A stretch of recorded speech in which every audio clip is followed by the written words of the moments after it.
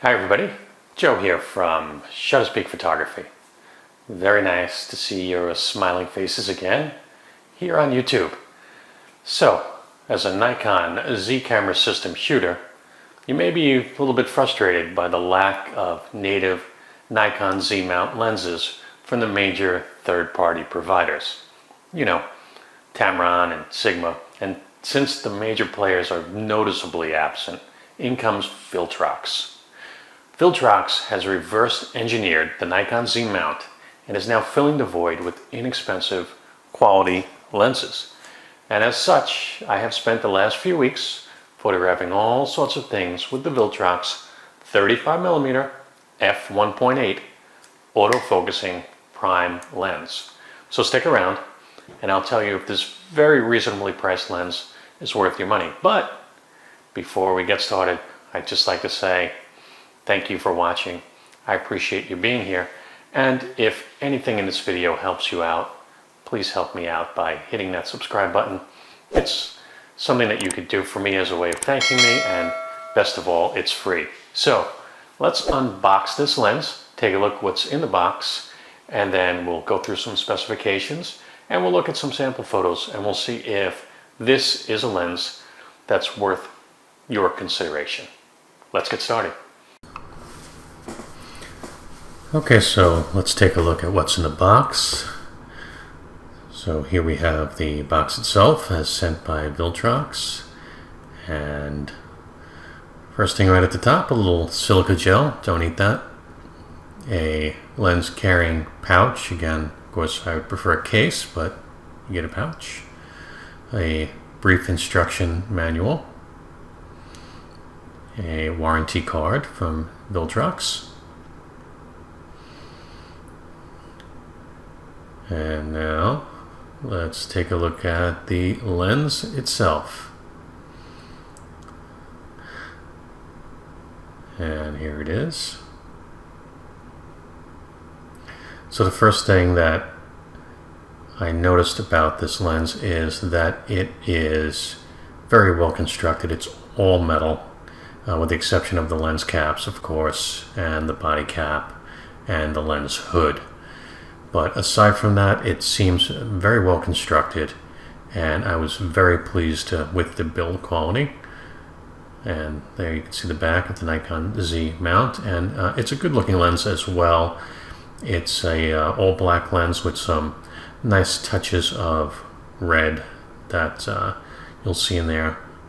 For example, where the mount mark is, and on the side is a little red logo that kind of pops out very nicely. Lens cap fits on there nicely, and there you have it. That's everything that's in the box. So now let's take a look at this lens.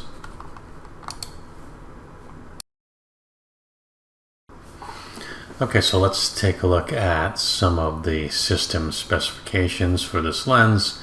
Of course, it is a full frame lens, so it is 35mm. It is f1.8. It does come with an aperture ring, but you can also place that aperture ring in auto and use aperture priority mode as you normally would. So specifications about the lens. Again, full frame, 10 elements in 8 groups, 2 is spherical, 2 ED, and 2 HR lens elements. Aperture ranges from f1.8 to a maximum of f16. 9 blade aperture diaphragm. There is an aperture ring, as I mentioned, with the automatic position. Front end filter is a 55mm filter thread. It has an autofocus stepping motor. Minimum focusing distance is just 16 inches. There are no depth of field markings on the lens.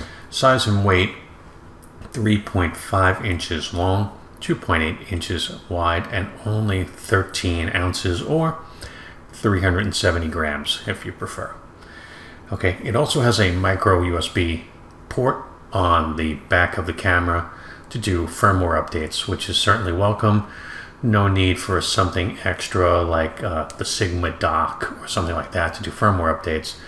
Like I said, there is a USB port right on the back. So that's the technical aspect of this lens. But now, how does it work? What's the practical, what's the real life? So let's take a look at that. Okay, so let's take a look at some different images from Lightroom. Okay, so first off we have an image here shot at f4. And again, this is some nice depth of field that we're seeing here. We got some nice shallow bokeh in the background, and I really love the separation that we have here in the image of the flower in the foreground from the background. So the lens does a really nice job with getting some nice, pleasing, soft bokeh in the background. So let's take a look at some more samples. Here's a black and white, and again you can just see the crispness of the detail that this lens was able to pick up, the sharpness, and again does a really nice job. Here we have another shot. This is at f16, so this is the maximum aperture of this lens, and we can take a look here at our corners, and corners look pretty good. And we can see that this lens is producing at f16 a fairly sharp image all the way through. So, you know, again, a nice image, especially considering the price of this lens. Now, would it be great if the lens could go above f16? Yeah, sure, that would be wonderful, but it tops out at f16, f22, you know, would have been nice. But again, you're also dealing with a very reasonable price point.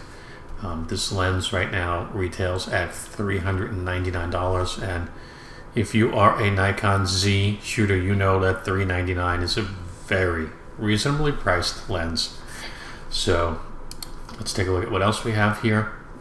Now, this was just something that I stumbled upon, and I wanted to handhold this shot and try and blur the water, so I stepped it down to 1/6 of a second, handheld at f16, and you know what, I was able to get a really nice shot out of this, and this is really a testament also to that image stabilization that is built into the Nikon camera body that allowed me to get this shot at 1/6 of a second, which, you know, typically would be problematic for at least for me to handhold an image like this and get sharpness. So you see that the image, although not perfect, it is reasonably sharp and good enough, you know, to use. So this is a nice image here.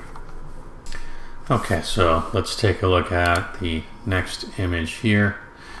Again, same thing, handheld. This is at 1/10 of a second, and again, a testament to the image stabilization built into that Nikon Z body. So it is important to note that there is no image stabilization built into this lens. So if you are using this lens with, say, a Z50 or a ZFC that does not have the in-camera stabilization, your results may vary. If you're using the Z5, the Z6, Z7, Z6 II, etc., you do have that in-body image stabilization built into the camera, so you will benefit from this. Let's take a look at this next image. Again, just a nice black and white, again at f11, but overall a nice image.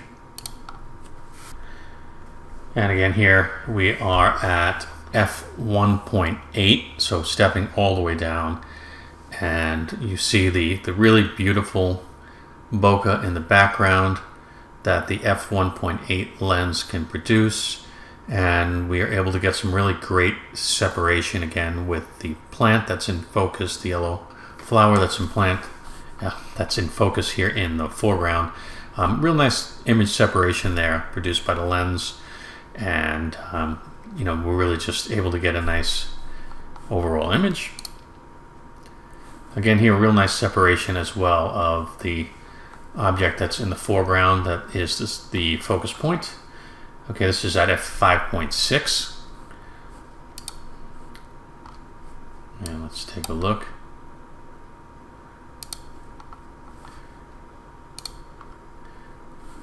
Same here, another shot at f1.8, just taking a look at some more examples of the bokeh produced by this lens, and we can see again really beautiful soft bokeh in the background, nice separation. And a lionfish, just because. That's at f2.8.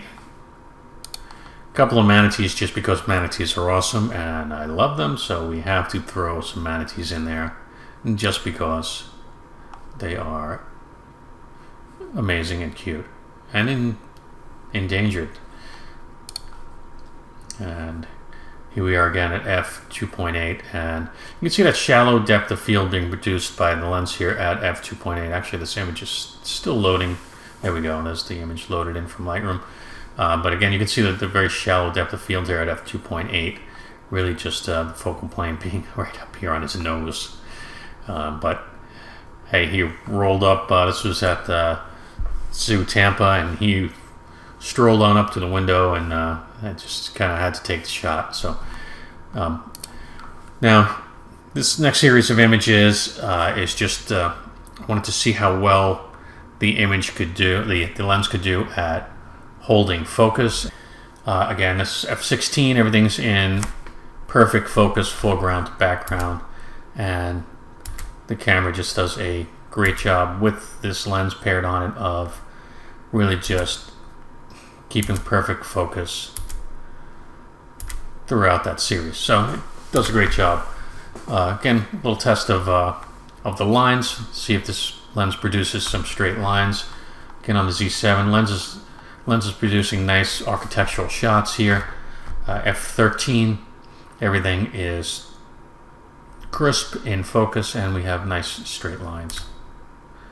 Again, same thing here. We're able to produce really nice, pleasing straight lines for architecture, and same thing here. So, you know, overall, lens does a wonderful job. So, some of the things that I think about this lens that could be improved. First off, it is a beautifully designed lens. It is solid in the hands. It's all metal. I do not believe it is weather sealed. There is no information on that. One of the things that I found frustrating was, although it is Z mount, of course, it is a little bit tight when putting this onto a Nikon Z camera. I actually had to make sure I used a little bit of extra effort to make sure that this lens clicked into place on the body, a little bit more effort than I would have liked, but that of course is minor. If you are not using a full frame camera, if you're using the Z50 or the ZFC, you do have to remember that because you're using a crop sensor, this is a 52.5mm lens on those bodies, 35mm lens on a full frame camera, which would be your Z5, Z6, Z7, and the Z2 series. Okay, so apart from that, I did find one other quirk with this lens. Okay, it does have an aperture ring on here, which I actually very much enjoyed using. I did like being able to move the aperture manually on this ring when I was shooting in aperture priority mode or in manual. What's the main competitor to this lens? Well, the main competitor is, of course, the Nikon Z mount 35mm f1.8. The difference between the two, price-wise, the Nikon 35mm f1.8 is $846.95 currently, whereas this lens is $399. So, there you have it.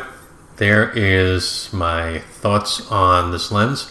Closing thoughts, it does support eye focus, which of course we would assume that it would, right?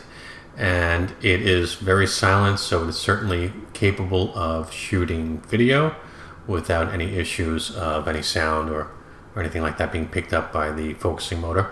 So overall, great shooting experience with this lens, and I would definitely recommend that you give it some serious consideration. So, thanks for watching. I appreciate you being here, as always. And, as always, if anything in this video helped you out, please help me out by hitting that subscribe button. I appreciate you, and I'll see you next time, YouTube. Thanks for watching. Bye-bye.